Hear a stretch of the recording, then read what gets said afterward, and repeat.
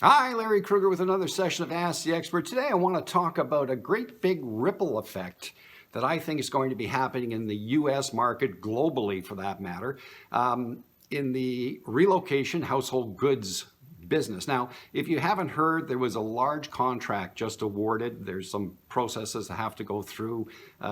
In the U.S., it's a military contract. It's basically managed by a company called ARC, which is a conglomerate. It's a roll-on, roll-off service that actually has the contract. It's made up, that conglomerate is made up of a group called Pasha, Deloitte, and in the move piece that I want to talk about, Unigroup, which owns United Van Lines and Mayflower, Atlas World Corp, which is of course Atlas Van Lines, and a large United agent called Sudeth, which is a very big player in the U.S.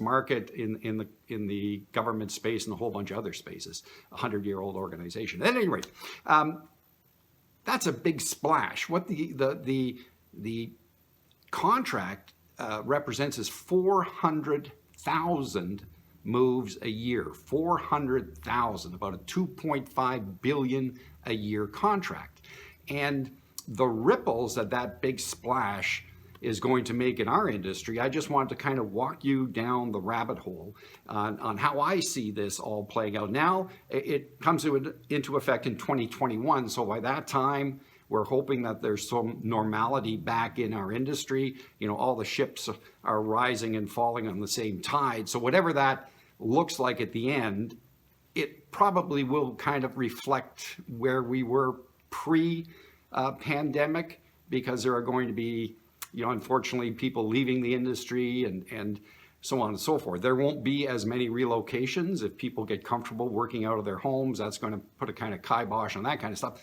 But just for the sake of conversation here, if you use Canada as a model, United Van Lines in Canada owns about 60% of the government business, and about 75% of their effort goes into managing that corporate business, because it's money in the bank. It's a fabulous book of business.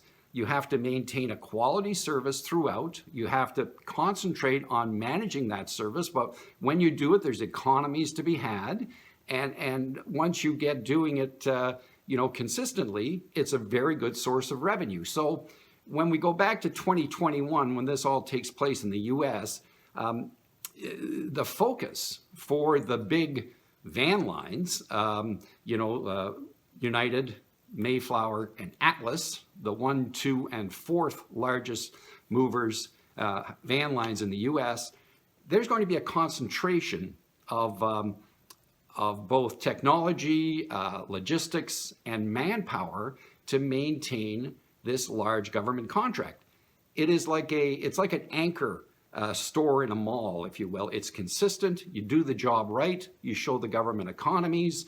You put out a good product, and it's basically money in the bank. And it hits all the things that the van line does, like revenue distribution, all that kind of good stuff. So that being said, how does that affect the relocation industry? Well, the fact that the rate, whatever that rate may be, that was presented to the U.S. military, in my opinion, will now become the runway, will become the low watermark in the industry. In that, if you're a relocation management company, or if you're a corporation looking for volume discounts, there are no greater volume discounts than 400,000 moves. It doesn't matter if you're IBM, it doesn't matter who you are. That rate, for sake of argument, is going to be where everything starts. Now, because there's going to be a demand more so than ever for equipment and manpower, a lot of focus is going to be on that money in the bank business. Remember, back in the day, about 2 years ago, it was Atlas and United Van Lines that went into all the relocation management companies down there and said, here, we're raising our rates. In the U.S., the actual contracts are held by the van line. So if you're doing 400,000 moves at this level, and Frank's, plumbing services has, 75 locations across the U.S., you're not going to be giving them, in my opinion, a better rate than you are the U.S. military. If you are, it would probably be some generals kind of saying, hey, what's going on here? At any rate, the van lines are going to be saying, in my opinion, that this is our bottom line. If you want us to take care of your business, the rates have to be something that we will pay attention to, because over here we've got money in the bank.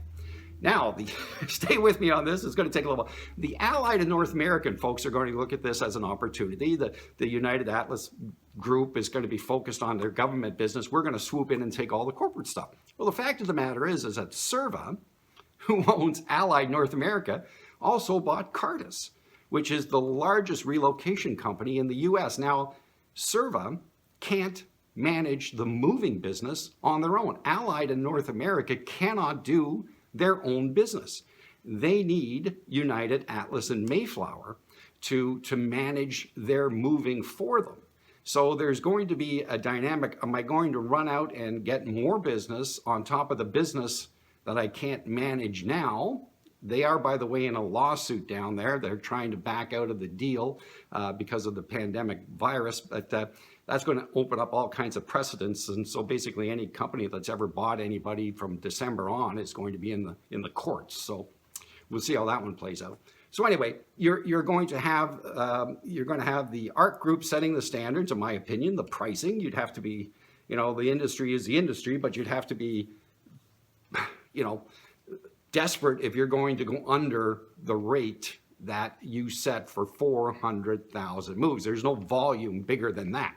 So the relocation companies are going to have to get the volume discount idea out of their mind. And I think they're going to have to go to more to, if you want to get a truck, this is the price you have to pay kind of model.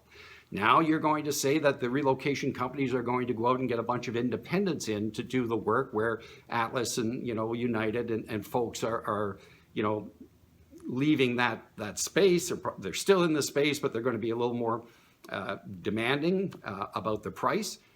The problem with independents is the very fact that they're independent.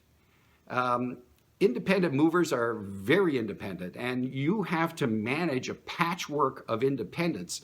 All the relocation management companies tell their customers that they manage the movers, but in today's scenario, what they basically do is send it into the van line and let the van line manage the business, because the van lines have a national presence. They have, consistency over a broad range and can hit KPIs and all that good stuff. Independents are just that. They're all independents. Now, how much effort are you going to put in to manage a patchwork of independents? Independents, by the way, are staunch, entrepreneurs.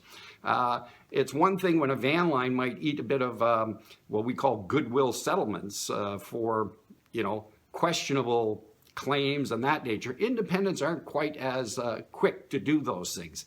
Independents have a way they do business. Independents have a way that they invoice. And now you have to take an entire patchwork and rope them all together into one cohesive body. Plus, the COD market is probably going to be very interesting to the independents, because the big boys are all in the corporate and in the government. So at any rate, the splash that's just happened may have went unnoticed by a lot of you if you're in the relocation industry, or if your corporation's just moving your employees in-house. But rest assured, in 2021, there's going to be an entirely new dynamic out there, and it's going to be very interesting to watch. So my opinion is to get to know a mover, an agent, and make sure you stick with them through all this, because it is going to be extremely interesting times. Anyway, there's a lot of ripples going on that, a lot of people may not even consider. They're going to come up and change the entire industry even more than it is currently. So thank you very much. Hug yourself a mover.